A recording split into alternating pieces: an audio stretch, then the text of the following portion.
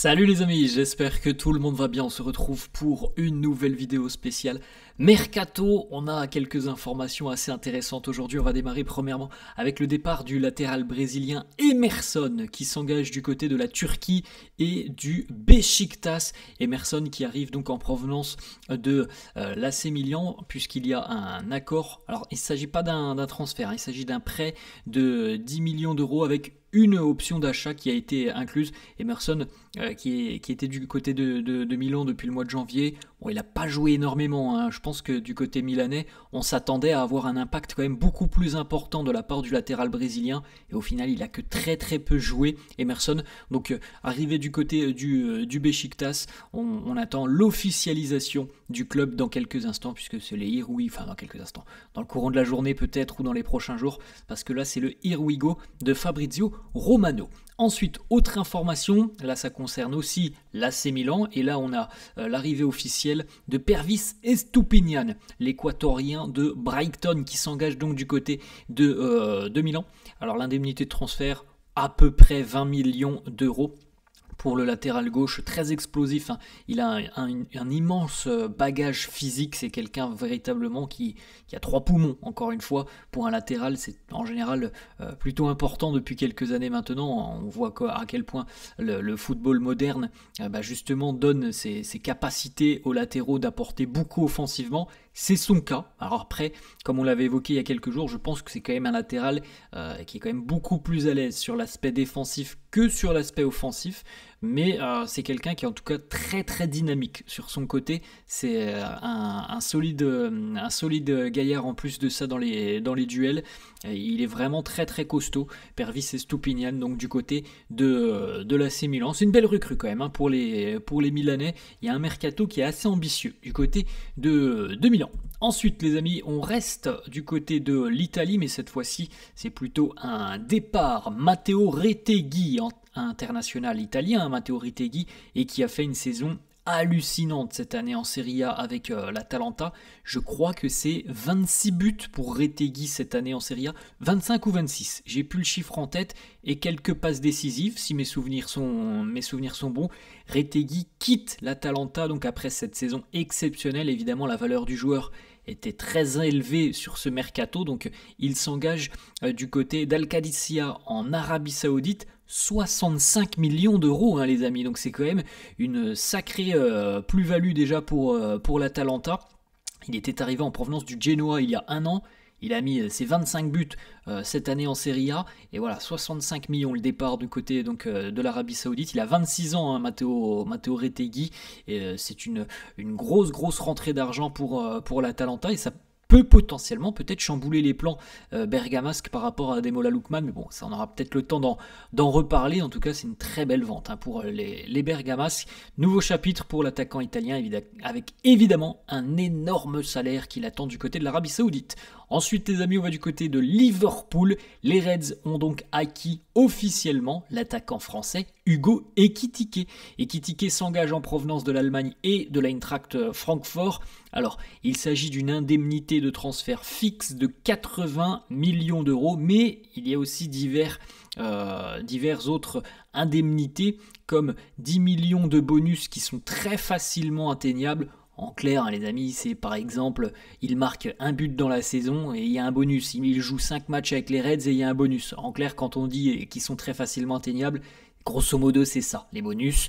Et on a 5 millions aussi de bonus qui sont en revanche plus compliqués à aller chercher. Ça, par exemple, ça peut être s'il gagne la Ligue des Champions, s'il gagne la Première Ligue. Alors, c'est quelque chose qui est possible, hein, pour les Reds de Liverpool, mais c'est évidemment plus compliqué que de jouer 5 matchs ou de marquer un but.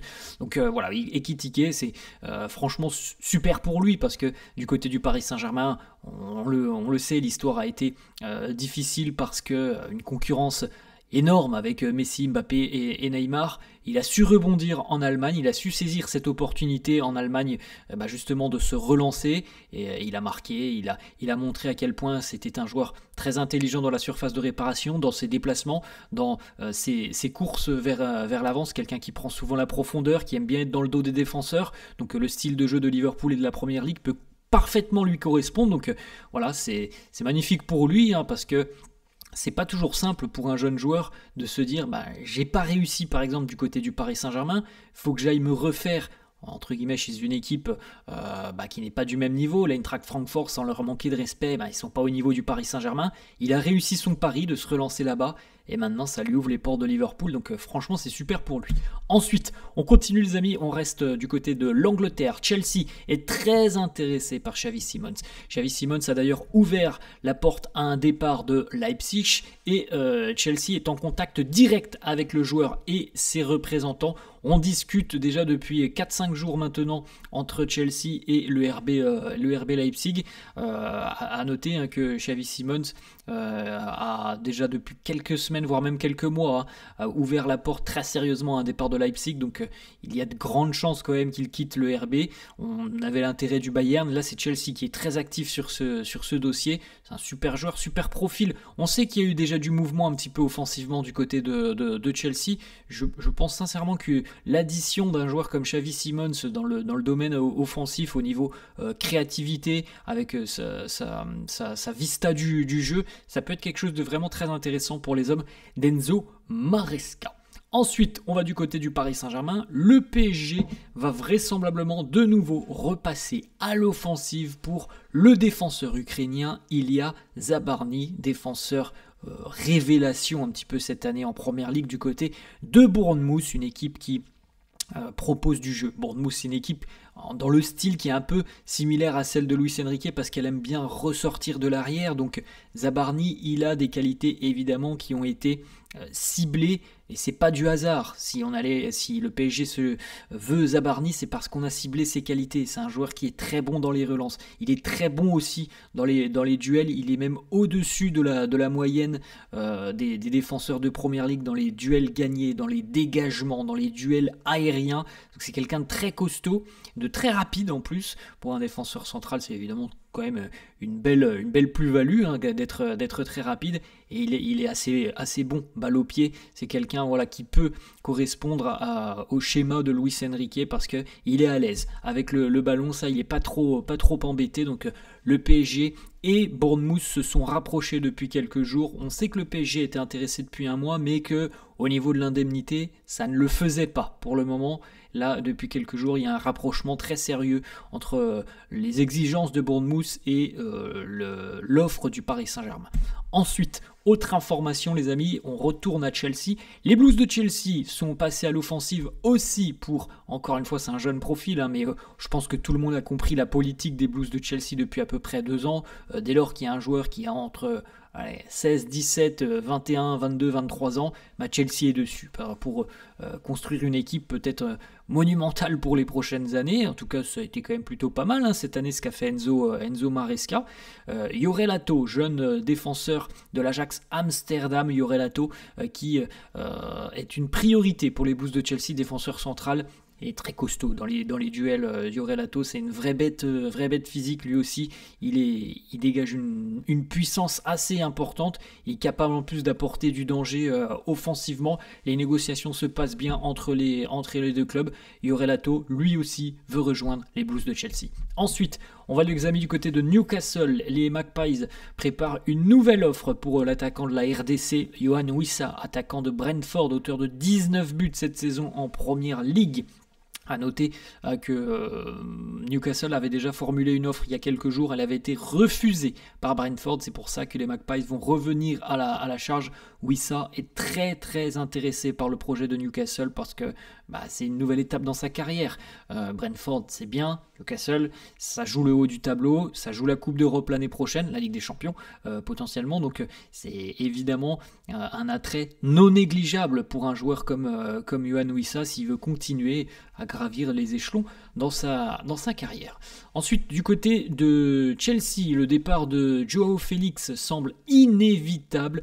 Joao Félix qui est sur le point de retourner au Portugal du côté du Benfica, et comme on l'a déjà évoqué sur la chaîne, je pense que ça lui fera le plus grand bien de revenir au Portugal, là où il y a quand même beaucoup moins de pression pour lui, là où il a pu se révéler. Il sera chez lui aux côtés des siens, dans un club qu'il connaît très très bien, parce que depuis quelques années quand même, Joao Félix, bah, il n'a jamais été au final le joueur que l'on attendait lorsqu'il est arrivé du côté de l'Atlético. Alors il y a eu des bonnes périodes, il y a eu des bonnes saisons. Le prêt du côté de Barcelone a été quand même globalement satisfaisant. Le prêt du côté de Milan cette année, pas du tout satisfaisant, hein. On a évidemment envie de le revoir retrouver de bonnes sensations parce que ce joueur-là, en confiance, c'est quand même un sacré phénomène, Joao Félix. Donc s'il peut se relancer du côté du Benfica, ça sera tant mieux pour lui. Donc on discute activement entre Chelsea et le Benfica, et Joao Félix est très chaud à l'idée de revenir au Benfica. Ensuite, les amis, du côté de Tottenham, les Spurs qui pourraient perdre Heung-min Son, l'attaquant sud-coréen. Il a quand même 33 ans, Heung-min Son, hein. Ça fait 10 ans qu'il est du côté de Tottenham et c'est peut-être la fin de l'aventure.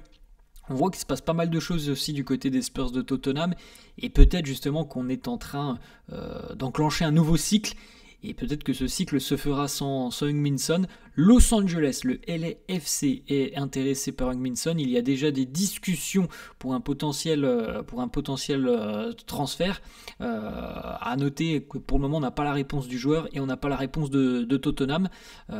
L'entraîneur des Spurs, Thomas Frank, évoquera certainement l'avenir de Heung-min Son dans les prochains jours. On ne sait pas s'il va partir, ça fait 10 ans qu'il est du côté de Tottenham.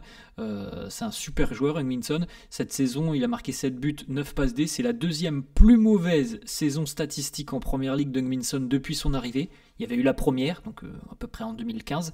Il est le temps d'adaptation, il est arrivé en provenance de l'Allemagne. Et cette année, 7 buts, 9 passes D, donc il est quand même impliqué sur 16 buts. Et c'est sa deuxième plus mauvaise saison statistique. Parce qu'en général, Heung-min Son, c'est entre 10, 15, 17 buts marqués. Et souvent, il dépasse très facilement la barre des 10 passes D. Donc c'est quand même un super profil. Maintenant, voilà, du côté de Tottenham, peut-être qu'on a envie d'enclencher un nouveau cycle. Dernière information, les amis, ça concerne aussi l'Angleterre, Chelsea. Alors on le sait déjà depuis de nombreux mois maintenant, Christopher Nkunku n'a aucun avenir à Chelsea. Il envisage un départ et d'ailleurs Fabrizio Romano a annoncé hier qu'il n'y a aucun doute, Christopher Nkunku va quitter Chelsea. Reste à savoir où il jouera. Le Bayern est intéressé, Manchester United est intéressé. United d'ailleurs serait prêt à proposer un échange à Chelsea. Alors Nkunku qui prend la direction de United et Garnacho qui lui va du côté de Chelsea, parce que Garnacho c'est un joueur qui est très apprécié aussi du côté de Chelsea. Donc voilà, il y a cet échange qui à l'heure actuelle est une possibilité, mais le Bayern aussi est très actif sur le dossier Christopher Nkunku, donc ça devrait se débloquer les amis, ce départ de Nkunku dans les prochains jours ou dans les toutes prochaines semaines. Voilà les amis, la fin de cette vidéo, j'espère que ça vous a plu. N'hésitez pas comme d'hab à lâcher un petit pouce bleu, n'hésitez pas non plus à vous abonner à la chaîne, je vous souhaite une très bonne journée et je vous dis à la prochaine. Ciao.